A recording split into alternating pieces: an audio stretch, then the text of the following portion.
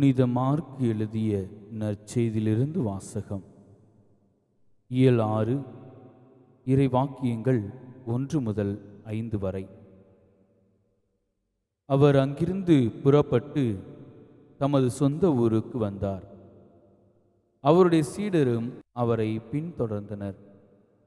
ஓய்வு நாள் வந்தபோது அவர் தொழுகை கூடத்தில் கற்பிக்கத் தொடங்கினார். அதை கேட்ட பலர் வியப்பில் ஆழ்ந்தனர். அவர்கள், இவருக்கு இவையெல்லாம் எங்கிருந்து வந்தன? என்னே இவருக்கு அருளப்பட்ட ஞானம்! என்னே இவருடைய கைகளால் ஆகும் வல்ல செயல்கள்! இவர் தச்சர் அல்லவா? மரியாவின் மகன்தானே? யாக்கோபு, யோசே, யூதா, சீமோன் ஆகியோர் இவருடைய சகோதரர் அல்லவா? இவர் சகோதரிகள் இங்கு நம்மோடு இருக்கிறார்கள் அல்லவா என்றார்கள். இவ்வாறு அவரை ஏற்றுக்கொள்ள அவர்கள் தயங்கினார்கள். இயேசு அவர்களிடம், சொந்த ஊரிலும் சுற்றத்திலும் தம் வீட்டிலும் தவிர மற்றெங்கும் இறைவாக்கினர் மதிப்பு பெறுவர் என்றார். அங்கே உடல் நலமற்றோர் சிலர் மேல் கைகளை வைத்து குணமாக்கியதை தவிர வேறு வல்ல செயல் எதையும் அவரால் செய்ய இயலவில்லை. அவர்களது நம்பிக்கையின்மையை கண்டு அவர் வியப்புற்றார். ஆண்டவரின் அருள்வாக்கு.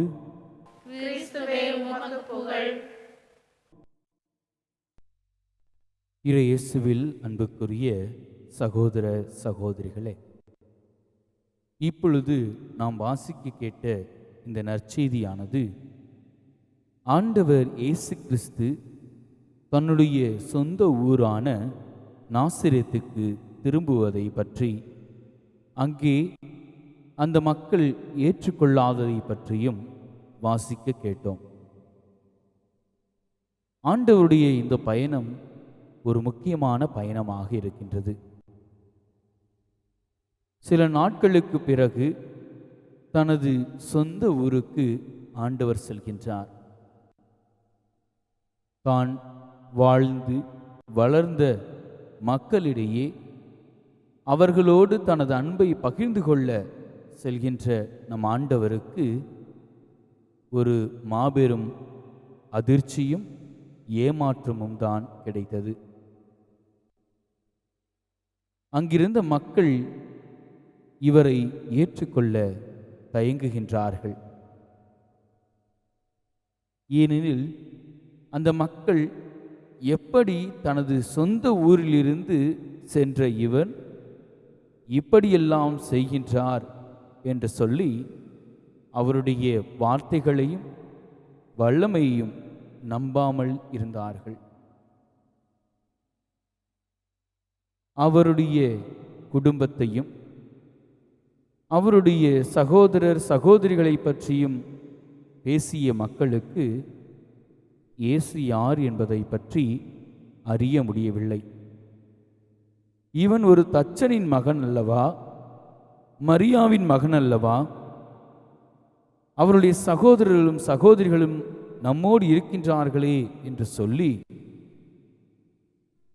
ஏளனப்படுத்தி பேசினார்களே தவிர அவர் என்ன செய்ய வல்லமை உள்ளவர் என்பதை பார்க்க மறந்துவிட்டனர், தவறிவிட்டனர்.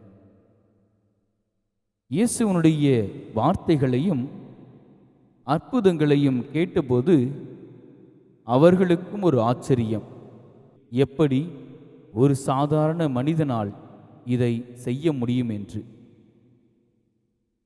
ஆனால் அவர்கள் இயேசுவின் தெய்வீக தன்மையை புரிந்து கொள்ள தவறினார்கள். இது நம்மை போல மனிதர்களுக்கு அவர்கள் கொண்டுள்ள குறுகிய மனப்பான்மையை தெரியப்படுத்துகின்றது. ஆண்டவர் இயேசு கிறிஸ்து இதையெல்லாம் பொறுத்து கொள்கின்றார். அவர்கள் ஏற்றுக்கொள்ளாததையும் ஏற்றுக்கொள்கின்றார். மேலுமாக அந்த மக்களுடைய நம்பிக்கையின்மையை பார்த்து ஆண்டவரே வியப்படைகின்றார். நம்முடைய வாழ்க்கையை சற்று யோசித்து பார்ப்போம். சொந்த வீட்டிலே தாய், தந்தை அல்லது நம்முடைய சகோதரர் சகோதரிகளே நம்மை ஏற்றுக்கொள்ளாத போது, அல்லது நம்முடைய உறவுகள் நம்மை ஏற்றுக்கொள்ளாத போது நமக்கு எப்படி இருக்கும்? ஒரு மன வருத்தமும் மனக்கவலையும் நம்முடைய வாழ்க்கையை முற்றிலுமாக பாதிக்கவும் கூடும். ஆனால் இயேசு கிறிஸ்து அதை ஏற்றுக்கொள்கின்றார். அவரும் மனிதராகத்தானே வாழ்ந்தார். மனித தன்மையோடு தனக்கு ஏற்பட்ட வருத்தத்தை ஏற்றுக்கொண்டு அவர் அங்கிருந்து செல்வதை நாம் பார்க்கின்றோம். அன்புக்குரியவர்களே, யார் ஒருவரை நம்மால் ஏற்றுக்கொள்ள முடியவில்லையோ அவரை நம்மால் நம்பவும் முடியாது. அதைத்தான் இப்பொழுது நாம் கேட்ட நற்செய்தியிலும் பார்க்கின்றோம். அவர்கள் இறைவனை, இயேசு கிறிஸ்துவை நம்பவில்லை. அதனால் அவர்களுக்கு கிடைத்தது மிகப்பெரிய நஷ்டம்தான். இயேசுவால் எந்த ஒரு நல்ல செயலையும் வல்ல செயலையும் அவர்கள் மத்தியில் செய்ய முடியவில்லை. நாம் சற்று யோசித்து பார்க்க வேண்டும். நான் என் ஆண்டவர் இயேசு கிறிஸ்துவை ஏற்றுக்கொள்வோனாக இருக்கின்றேனா? கத்தோலிக்க கிறிஸ்தவனாகிய நம் ஒவ்வொருவருக்கும் ஆண்டவர் இயேசு கிறிஸ்துவை பற்றி நன்கு தெரியும். இவர் கடவுளின் மகன், தூய் ஆவியால் கருவுற்று கன்னிமரியாவிடமிருந்து பிறந்தார். இவ்வுலகிலே நமக்காக பாடுபட்டு இறந்தார். விண்ணகம் சென்று தந்தையோடு இப்பொழுது இருக்கின்றார் என்று அவருடைய வாழ்க்கை வரலாறை தெரிந்தவர்களாக கத்தோலிக்க கிறிஸ்தவர்களாகிய நாம் அனைவரும் வாழ்ந்து கொண்டிருக்கின்றோம். ஆனால் எந்த அளவிற்கு நாம் அவருடைய மனிதத்தன்மையையும் இறைத்தன்மையும் ஏற்றுக்கொள்கின்றோம்? ஆண்டவர்தானே என்று நம்மில் எத்தனை பேர் அவரை உதாசனப்படுத்துகின்றோம் என்பதையும் சிந்தித்து பார்க்க வேண்டும். ஏனெனில் சில நேரங்களில் நம்முடைய தேவைகளை மட்டுமே பார்க்கின்ற பொழுது திரு அவை கொடுக்கின்ற ஒரு சில வழிபாடுகளிலும் ஒரு சில ஜெப கூட்டங்களிலும் நாம் கலந்து கொள்வதில்லை. ஏனெனில் ஆண்டவர்தானே என்ற ஒரு மட்டமான எண்ணம் நமக்கு வரத்தான் செய்கின்றது. அன்புக்குரியவர்களே, இன்றைய நற்செய்தியில் நாசரேத்தில் வாழ்கின்ற மக்கள் ஆண்டவரை ஏற்றுக்கொள்ளவில்லை. அவர்கள் அவருடைய வல்லமையை காணாமல் போனார்கள்.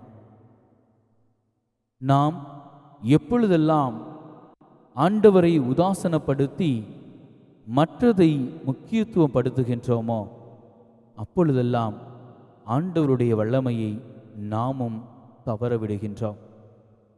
அதுதான் நமக்கு இருக்கின்ற நம்பிக்கையின்மையையும் காட்டுகின்றது. நீங்களும் நானும் எந்த அளவிற்கு ஆண்டவரை உதாசனப்படுத்துகின்றோம், அந்த உதாசனப்படுத்துகின்ற வழியாக நம்முடைய நம்பிக்கையின்மையை ஆண்டவருக்கு காட்டுகின்றோம் என்பதை சிந்தித்து பார்ப்போம். நம்மை பார்க்கின்ற ஆண்டவரும் வருத்தத்தோடு தான் திரும்ப செல்வார். ஆனால் நமக்காக என்றுமே காத்திருப்பார். என்னை அறிந்து நீ மீண்டும் வருவாய் என்பது எனக்கு தெரியும் என்று சொல்லி தம் கரம் விரித்து காக்கின்றவர்தான் இதோ நம் முன்னிலை இருக்கின்ற நற்கருணை ஆண்டவர். அன்பின் ஆண்டவரே, உம்மை நாங்கள் அன்பு செய்கின்றோம் என்று வாயளவில் சொல்லியிருந்தாலும் எங்களுடைய அழுகையினாலும் வேதனையினாலும் உம்மை கூப்பிட்டு வேண்டுகின்ற பொழுது எங்களுடைய நம்பிக்கையை வெளிப்படுத்தினாலும் சில நேரங்களில் உம்மை உதாசனப்படுத்தி இருக்கின்றோம், உம்மை ஏற்றுக்கொள்ளாமல் இருந்திருக்கின்றோம், உமது வல்ல செயல்களை அனுபவிக்காமல் இருந்திருக்கின்றோம். அந்த தருணங்களுக்காக மனம் வருந்துகின்றோம். எங்களை மன்னித்து ஏற்றருளும். இனி வருகின்ற நாட்களில் நாங்கள் உமக்கே முக்கியத்துவம் கொடுத்து நீர் எங்களோடு என்றும் வாழ்கின்றீர் என்ற உணர்வோடு நாங்கள் தினந்தோறும் உம்மை அன்பு செய்து உமது ஆசீர்வாதங்களையும் உமது வல்லமைகளையும் பெற்றவர்களாக வாழ வரமருள்வீராக. ஆமேன்.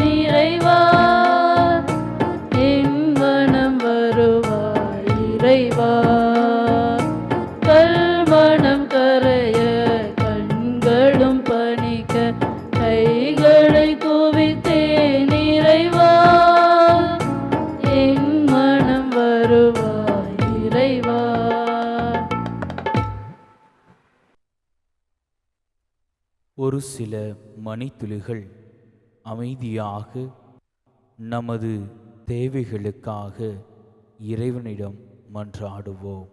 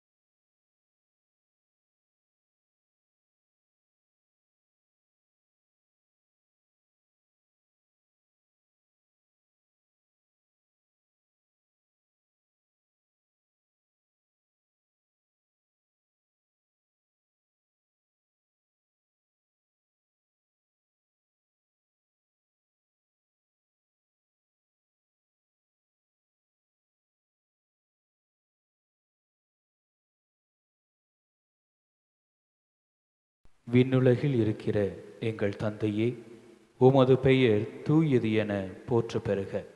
உமது ஆட்சி வருக. உமது திருவுளம் விண்ணுலகில் நிறைவேறுவது போல மண்ணுலகிலும் நிறைவேறுக. எங்கள் அன்றாட உணவை இன்று எங்களுக்கு தாரும். எங்களுக்கு எதிராக குற்றம் செய்வோரை நாங்கள் மன்னிப்பது போல எங்கள் குற்றங்களை மன்னியும். எங்களை சோதனைக்கு உட்படுத்தாதேயும், தீமையிலிருந்து எங்களை விடுவித்தருளும். ஆமென்.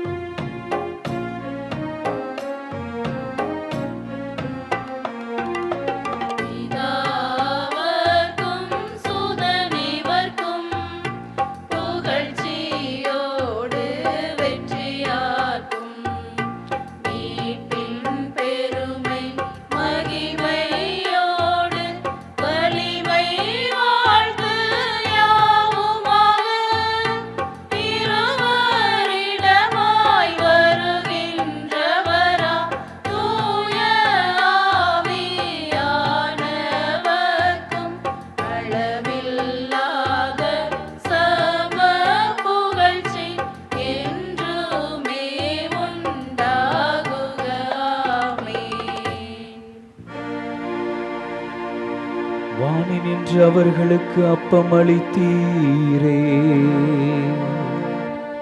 இனிமேலாம் கன்னலத்தை கொண்ட அப்பம் இதுவே. மன்றாடுவோமாக.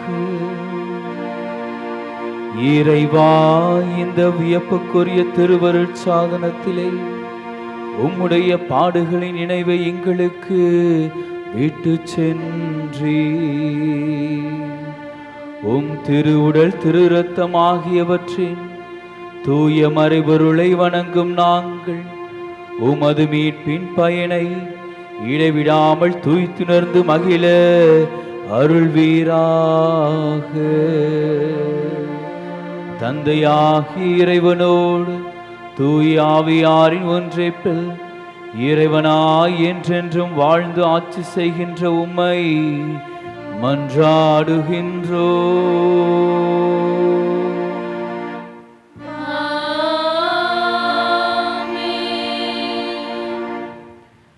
அனைவரும் தலைவணங்கி இறைவனின் ஆசீரை பெறுவோம்.